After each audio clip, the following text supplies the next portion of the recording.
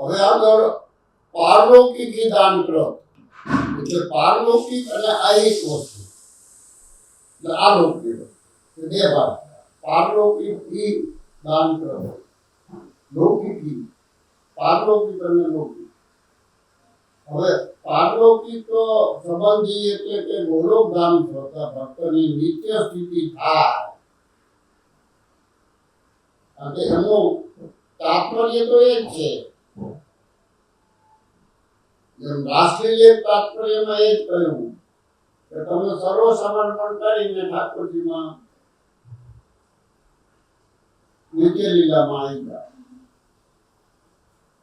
એટલે અંતરંગ લીલામાં પ્રાપ્તિનો સંબંધ કરાવી આપે છે પ્રભુની જે અંતરંગ લીલા છે એ નિત્ય લીલામાં તમને લઈ જાય છે નિત્ય લીલા એટલે જ્યાંથી આપણે વિચરણ થયા અને ક્યાં જવાનું છે પંખી જે માળામાંથી ઉડ્યું પોતે ફર્યું કે ક્યાંય બેસવાનું સમુદ્ર ઉપર ફરે તો સમુદ્રમાં ક્યાં બેસવાનું મળે એટલે જે વાણમાંથી જે ઉડ્યું અને ત્યાં જ આવીને બેઠું એમ પંખી સવારમાં હવે નીકળી જાય પણ સાંજે તો પોતાના માળામાં જ આવી જાય એવી રીતે નિત્ય લીલાના જીવ ને નિત્ય લીલામાં લઈ જવા માટે પોતે પારલૌકિક દાન કરે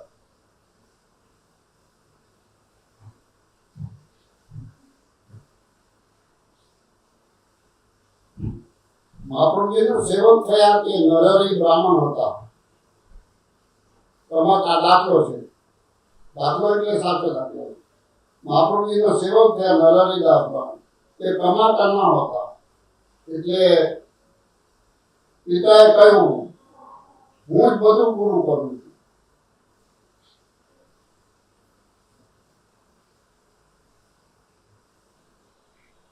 એટલે એમને ખોટું લાગ્યું નરહરિદાસ એટલે જગન્નાથપુરી ગયા જગદીશ ભગવાને સ્વપ્ન આપ્યું મહાપ્રભુજીના શરણે જાઓ તમે નરહરિદાસ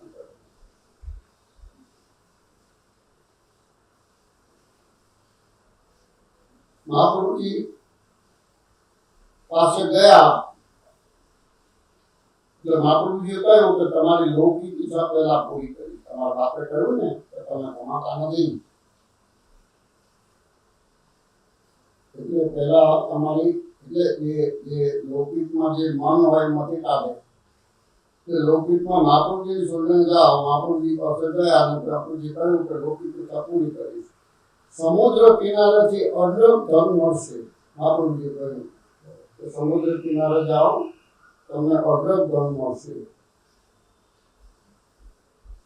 અને જગન્નાથનો મનોરથ કરજો વારા થશે તમારે મહાપ્રભુજીએ કહી દીધું કે આ રીતે તમે કરો અને જગન્નાથજીએ તમને જે આપ્યું છે તો તમે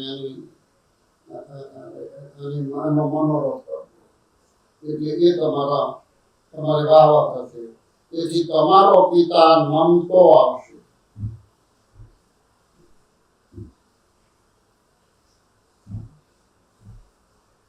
ને દ્રવ્યો ખલાસ થાય ત્યારે મારી પાસે આવજો તમને અલૌકિક વસ્તુની પ્રાપ્તિ કરાવી જ્યાં સુધી ધન છે ત્યાં સુધી અલૌકિકમાં બાધક બને છે બતાવી ધન થાય ત્યાં સુધી તમે સાધનમાં જ રાખવાના છો આપણે નિસાધનતાનો માર્ગ તમે જ્યાં સુધી સાધનનું અભિમાન છે ત્યાં સુધી તમે પ્રભુથી દૂર છો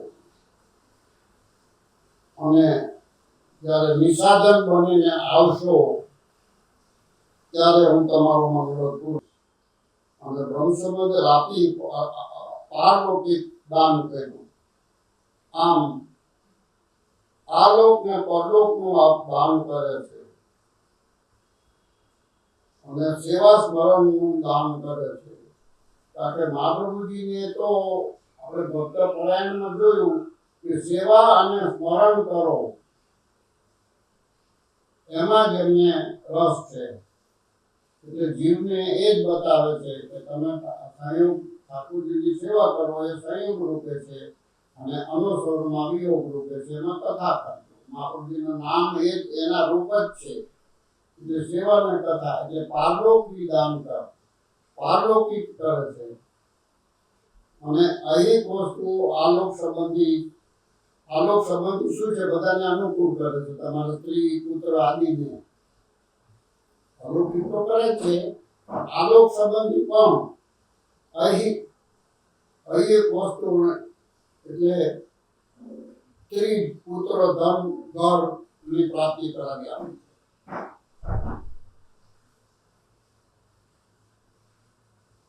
આપણા દ્વારા સેવા કરી કે આ લોકનું ઉત્તમ ફળ છે.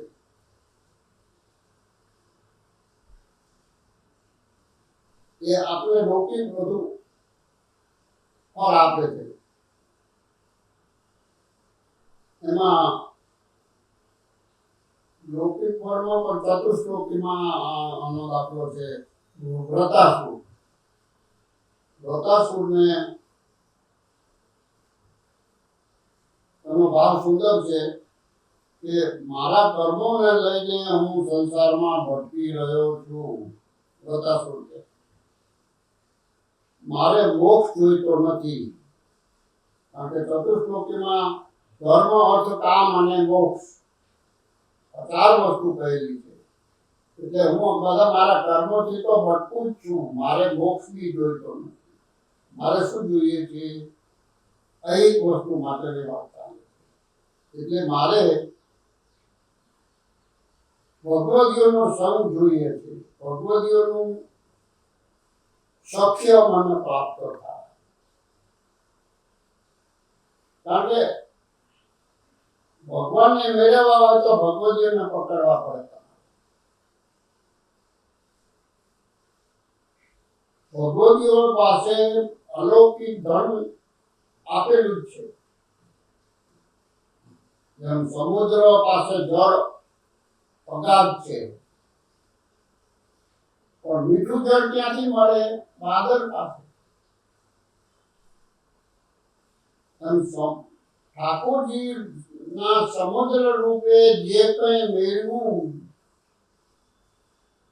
એ ઠાકોરજી તમને નહીં આપે, ડાયરેક્ટ નહીં આપે, એ ઇનડાયરેક્ટ આપે. એટલે એ ભગવદીય થ્રુ તમને મળશે. એટલે ભગવદીના પદ પકડો. એમ ચતુશ્લોકીમાં વ્રતાસુરને આ બોધ આપે છે. અને એ ભગવદીઓનો સંગ માગે છે. એ ભગવદીઓનો સંગ જોઈએ છે. ઘર પત્ની વગેરે મને આપથી વિરોધ બનાવે તેવું ના. કારણ કે જે ભગવાનમાં રસ છે એને તો પહેલું તો ઘર અકારું લાગે. આ લોકો લૌકિકમાં જ અમને ખેંચી જશે. કૂતરું દાણે કામ ભણીને શિયાળતાને સિંહ ભણી, એવી રીતે લૌકિક વાળા તમને લૌકિકમાં જ લઈ જવાનું. આ નથી, તે નથી. ઘરમાં તમે સંસાર માંડીને બેઠા તો લૌકિક વસ્તુની જરૂર પડવાની છે અને તમને એમાં ઘુસાડી દેવાનો છે. એટલે આ વ્રતાસુર માગે છે કે આવું ના, આ ઘરની જંજાળ મને ના આપતા, એમાંથી નિવૃત્ત કરજો અને ભગવદીઓનો સંગ રાખજો. ભગવાન દાસ પુત્રી તુલસા પુત્ર વધુ પૌત્ર પણ ભગવદી હતા. પદ્મનાભ દાસના આખું કુટુંબ, એની પુત્રી પુત્ર વધુ બધા. આવું સંસ્કારી કુટુંબ આપની કૃપા હોય તો જ મળે. અલૌકિક કૃપા એ સંસ્કારી હોય ને આપણને અલૌકિક માર્ગે લઈ જાય એવું વાત. આ અહિક સુખની વાત કરી. આપણે વાક્ય છે કે પારલૌકિક ઘી દાન કરત, એટલે લૌકિક ઘી એ પણ એવું આપવું કે અમને સેવામાં અને ઠાકોરજીમાં લઈ જવા તરફ લઈ જવા માટે અનુકૂળ હોય, અમને સહકાર આપે. એટલે આ જે પદ્મનાભદાસના આખું કુટુંબ અને બીજું કાશીવાળા પુરુષોત્તમદાસનો પાયો ખોદતા 7 કરોડ એ વખતના 7 કરોડ રૂપિયા મળ્યા, એ સેવામાં વાપરે. એટલે આવા ભક્તો છે એને અહિક સુખ બી આપ્યું છે, પણ એ વાપરે છે ત્યાં પરના ઠાકોરજીમાં, મનોરથોમાં. આધ્યાત્મિક મહાદેવજી જેવા પણ એના દર્શન કરવા આવતા હતા. મહાદેવજી કથામાં સાંભળવા આવતા હતા પુરુષોત્તમદાસ શેઠને ત્યાં.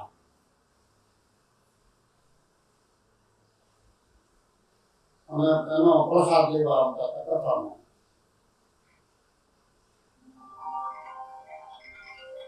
એને પુરુષોત્તમદાસ શેઠે નંદમહોત્સવ કર્યો, ત્યાં અલૌકિક અનુભવ કરાયો. સકલ વ્રજના પરિવાર નંદમહોત્સવ કરવા તેમને ત્યાં પધાર્યા, પુરુષોત્તમદાસ શેઠને ત્યાં. આવું અહિક સુખ એમને આપ્યું. એટલે પારલૌકિક દાન તરફ, એટલે પરલોકનો ને આહિક વસ્તુ આ લોકનું દાન કર્યું. 67માં નામમાં જોયું કે આલોક અને પરલોક માં સુખનું દાન કરનાર. આલોકમાં શું કે સ્ત્રી પુત્રો બધા અનુકૂળ થાય, અને પરલૌકિકમાં શું છે કે કર્મફળ પ્રમાણની થિયરી અહીં નથી લાગુ પડતી, અહીં તો કૃપાની થિયરી લાગુ પડે. અજામિલ જેવાને પણ ઉદ્ધાર કર્યો. કૃષ્ણ આવે છે અજામિલાદિ દોષાનામ નાસ્તુનિવર્તિત. એ અનુભવ આપણે જોયેલો છે અજામિલનો. એટલે આ રીતે આલોક અને પરલોકનું સુખનું દાન કરનાર છે આપણે જોયું. હવે 68મું નામ છે નિગૂઢ હૃદય. એટલે આપના હૃદયને કોઈ અભિપ્રાય કોઈ જાણી શકે નહીં. આપ કોના ઉપર કેટલી કૃપા કરશો એ કહી ના શકાય. વરસાદ જેવું ખેતરમાં ના વરસે, ઉકેડામાં વરસે, બાગમાં વરસે. એટલે આવું ભગવાનનું નિગૂઢ હૃદય છે. કોના ઉપર ક્યારે કેટલી કૃપા કરશે એ જાણી શકાય નહીં. એના હૃદયના ભાવને ગુપ્ત રાખ્યા છે. નિગૂઢ હૃદય. એટલે પણ અનન્ય ભાવે સેવા કરવાથી જરૂર કૃપા થશે એવી ગેરંટી છે. અનન્ય ભાવથી જે સેવા કરે તેના ઉપર કૃપા થાય. કયા ભક્તને કઈ વસ્તુનું દાન કરશે તેનો કોઈ નિયમ નથી.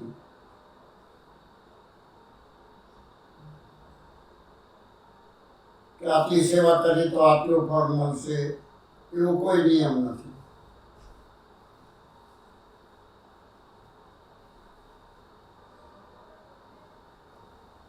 તેમણે હૃદયરૂપી તિજોરીમાં કૃપારૂપી રત્નો ભરી રાખ્યા છે મહાપ્રભુજીએ. અને આપણને જાણ થતી નથી.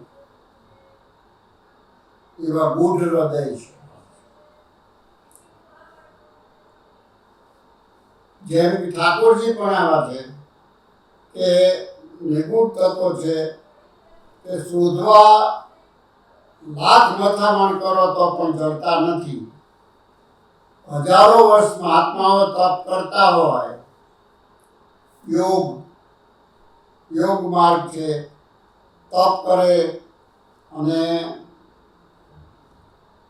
તો પણ એ શોધતા હોય યજ્ઞથી, યોગથી, જ્ઞાનથી કે પ્રેમ દ્વારા, પણ એ આપણને આ દ્રષ્ટિથી જડતા નથી.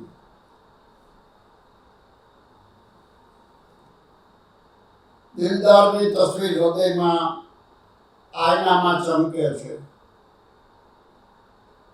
ગરદન ઝુકાવો, મુલાકાત કરવી, એ નજીક જ છે, પરંતુ લોકો દૂર દૂર વાર શોધે છે. એવા નિગૂઢ હૃદયવાળા છે. જગતના કણકણમાં છે, પરંતુ ખુલ્લી આંખે તે દેખાતા નથી. જગતમાં પુંભાવ રૂપે દેખાય, પુંભાવ રૂપે છે. ભક્તોને માટે સ્વામીજી સ્વરૂપ પણ બની જાય છે. પુંભાવ સ્ત્રીભાવ અને મહાપ્રભુજીમાં વસે છે. પુંભાવથી ભોગતા છે અને સ્ત્રીભાવથી ભોગ્ય છે. પણ ગોપીભાવમાં તરબોળ થવાથી પોતે એને સમર્પિત થઈ જાય છે.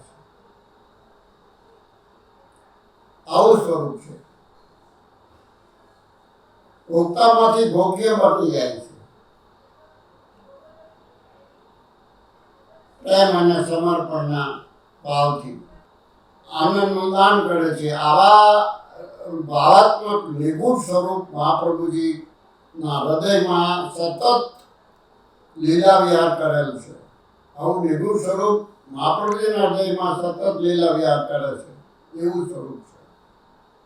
તો પછી કોઈ ના જોઈ શકે? કોકને તો દર્શન થાય ને. આવું દમલાજી જેવાને, જે એની જોડે જ રહેતો, દમલાજી દામોદરદાસ સરસાની, એમની સાથે જ રહેતા, એવાનું દર્શન થાય. એના માટે હવે 69 નામ કહે છે. 69 અને પછીનું નામ અનન્ય ભક્તેષુ જ્ઞાપિતાશ્રય.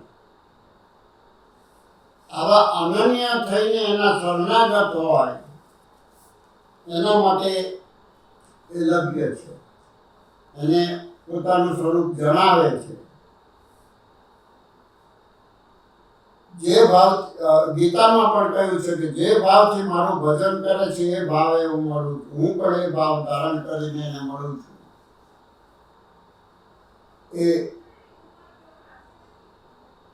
જેના પોતાના દેહ ઇન્દ્રિય અંતઃકરણને મહાપ્રભુજી દ્વારા સમર્પિત કર્યું છે તેવા અનન્ય સેવકો મહાપ્રભુજી પોતાનું અંતઃકરણ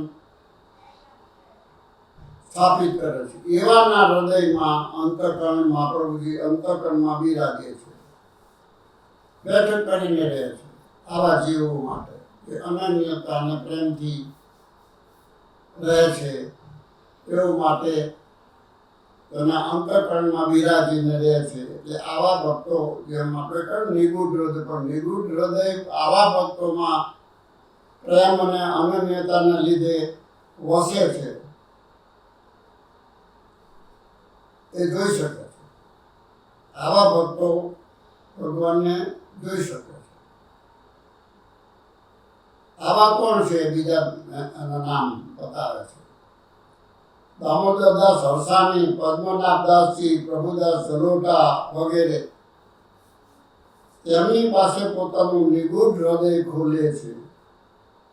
જેમ નવી પરણેલી સ્ત્રી પોતાના પતિની સાથેનો એનો અનુભવ એની અંગત સખીને જ કરે છે. એવી રીતે મહાપ્રભુજી પણ પોતાના પ્રેમ અને અનન્યતાથી રહેતા સેવકોને જ પોતાનું નિગૂઢ હૃદય જણાવે છે. તો લોકો કે આવા ભક્તો કેવી રીતે થવા? અનન્ય ભક્ત થવું હોય તો શું કરવું અમારે? જ્યારે ભગવાન અને ભક્ત બંનેના હૃદયની બારીઓ ખુલે છે, આપણી બારી ખુલી હોય પણ પાડોશીની સામેની બારી ન ખુલી હોય તો આપણે વાત કરી શકીએ ના કરી શકીએ. એવી રીતે ભક્ત અને ભગવાન બંનેના હૃદયની બારી ખુલ્લી હોવી જોઈએ. એ પ્રેમથી ખુલે, એની ચાવી પ્રેમ છે. ભગવાન પ્રેમને જ આધીન છે. એટલે આવા અંતરંગ ભક્ત થવું હોય તો આગળ કહ્યું ને કે બધો પોતાનો સ્વાર્થ તજવો જોઈએ, અનન્ય ભક્તિમાં રહેવું જોઈએ, પ્રેમ જતાવવું જોઈએ, તો અંતરંગ ભક્ત થવાય. આવા ભક્તોના નામ પણ આપણે ઉપર જણાવ્યા. આવા ભક્તોને પોતાની ઈચ્છા જણાવવામાં ગંગાસાગર ઉપર કૃષ્ણદાસ બેગમને જાણ્યું મહાપ્રભુજીની ઈચ્છા. મહાપ્રભુજીની ઈચ્છા હતી કે અત્યારે ઠાકોરજીને કોઈ ભોગ ધર્યો છે તો કોઈ વસ્તુ હોય, સામગ્રી હોય તો ભોગ ધરી શકાય. હવે એવો વિચારમાં મહાપ્રભુજી વિચાર કરતા હતા ત્યાં બેગરને ખબર પડી ગઈ કે ઠાકોરજીને મમરા આરોગવાની ઈચ્છા છે. કે હવે ત્યાં તે મુકામ ઉપર તો હતા ને સામે પાર ખેતરમાં, કારણ કે એમના મુકામમાં બધા બહાર જ રહેતા, એટલે સામે ખેતરમાં ડાંગરને શેકાવી અને મમરા બનાવી અને લઈ આવ્યા. ગંગાસાગર તરીને ગયા, તરીને આવ્યા. એવા છે ઉપર અને મમરા સમર્પણ કર્યા. એટલે આ મહાપ્રભુજીએ ઠાકોરજીને આરોગ્ય આવ્યા અને આવી કૃપા મેઘણ ઉપર કરી. મમરા તૈયાર કરીને લઈ આવ્યા અને ભોગ ધર્યો. એટલે અનન્ય ભક્તો, અનન્ય ગુરુ જે સ્વરૂપ છે એ અનન્ય ભક્તો જાણી શકે છે. એ આપણે 69માં નામ જોયું.